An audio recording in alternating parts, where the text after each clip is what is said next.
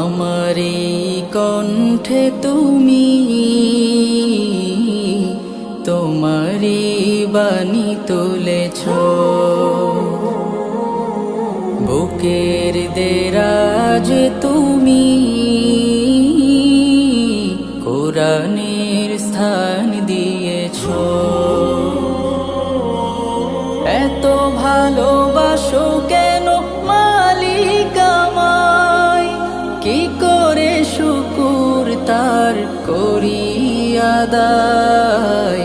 এত ভালোবাসো কেন মালিক আমায়, এত ভালোবাসো কেন মালিক আমায়।